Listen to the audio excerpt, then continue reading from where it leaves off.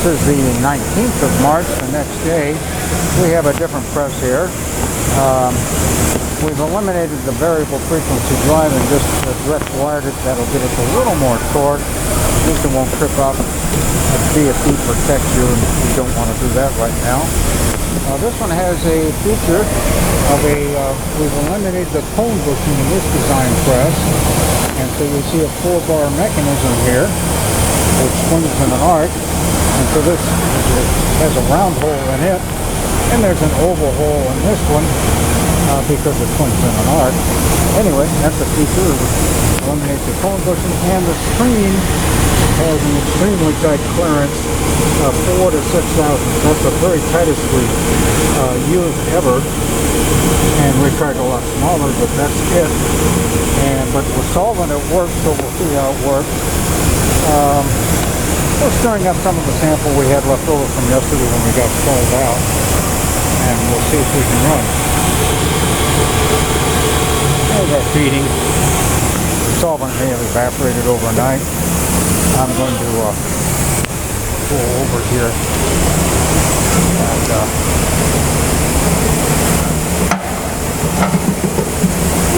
that's just our tone.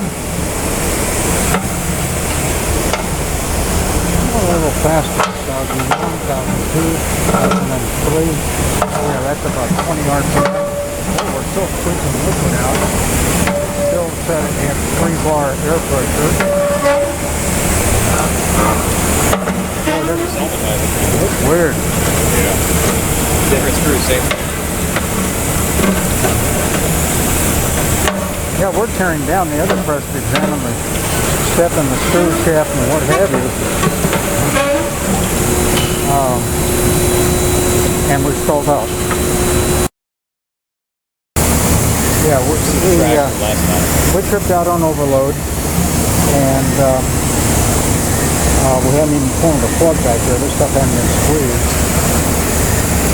Wow. I expected this press to take. This is the driest mix. This is the really driest mix. And we did have plenty of torque here. Okay. Yeah, we've had it. This would just slide off real easily normally.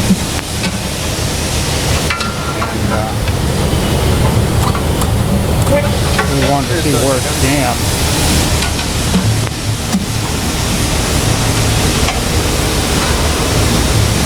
From the other end? From here? Wow, no wonder they told me the C plate was bending on that other press.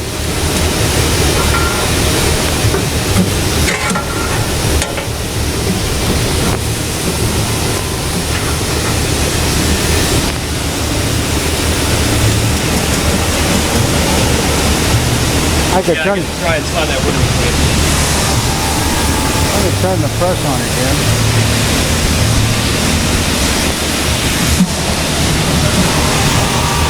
Okay. Here we go. I'm just feeding the stuff out of the inlet outlet.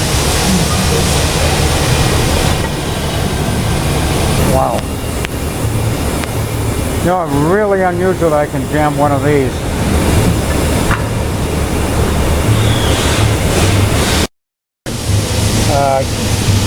So we got through the first stage of compression. Looks like we may have folded the flight there a little bit. Yep, the other one's the same way. We bent the flights on the shaft. These flights are tough. They're only an inch tall. Yeah. And first stage of compression, second stage, there's 4 stages. Okay, I wanted to show you this resistor box. Notice these holes for the plug. That's one in the bottom here. That's for injection of solvent for inline washing. They would inject that solvent right in against the shaft in these gaps. Here's how you straighten the bent flight. You get a powerful look at that. There we go. We fixed it. What do you think, Craig? Yeah, you got it. It's a little wobbly, but it's that's as good as you can get, and that works. beating it with a hammer or putting on heat does not work. Got the press reassembled. We're switching to we found a 2 horsepower motor, 145 cc frame that bolts right on. We'll try it for a direction or rotation. Okay, we're going to feed some stuff in, see if this trips out. We got 1.5 again. Horsepower, but I don't think 1.5 again is going to keep going. This is a sample that we're throwaway sample we made it yesterday. We're going to remake it if we get this working.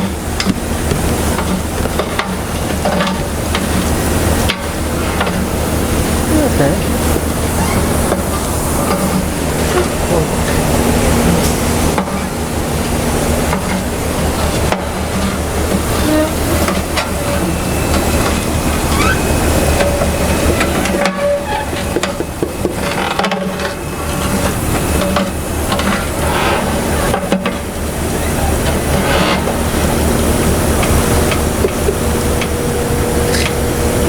And it stalled out, it tripped out, we're so much for we're stuck.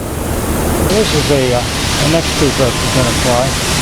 This one has a very unusual configuration inside there.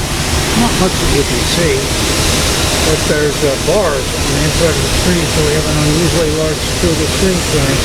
The screw is continuous flight, it doesn't have any stages of compression. So this will probably work, we'll see how much we get out. Okay. We're feeding it. This is the trash material, but we poured in some solvent at random into it. The press is running. Oh, this is a VINCENT DEWATERING COMPACTOR 6-inch diameter. And of course it feeds awfully fast. And here's the cone starting to open.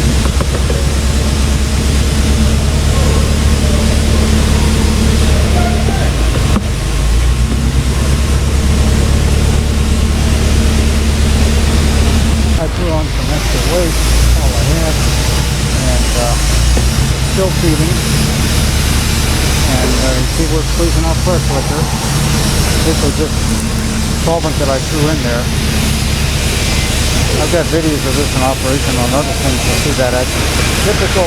Of course, when we build VINCENT DEWATERING compactors today, we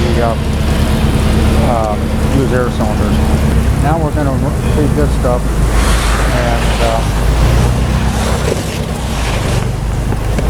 I don't really have enough to get a time test, so we'll just run it. This was prepared yesterday to run a time test. It has 2-to-1 solvent mixed into it. At least we'll see what it does.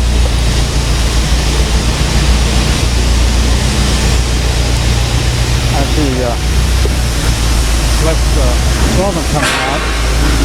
Oh, we'll get a sample for moisture analysis. And anyway, Savino's getting down towards the end, so I gotta go get a sample. Right, here's our office, and right here, our hen is not sitting on the egg, so somebody's going off to get us an incubator. We're going to incubate those eggs. We know they're all fertile because the chickens, there's 3 roosters around here. Roosters? Oh, and there's the hen. Go sit on your eggs. This is the assembly department. We've got a vapor type test here. Actually, I'm going to there. Getting started on this one. 1 through 12, it's going to Canada. So we're staging parts. And there's one. It wasn't fixtures. There was screens on the fixture side. There's another part going together, getting started. It's a little one like ours. Here's a press that we're supposed to ship today, deliver on Monday. It's a twin screw press. Looks like a single screw press. Come back here and you can see there's 2 screws. Along with 2 air cylinders pushing the cone in.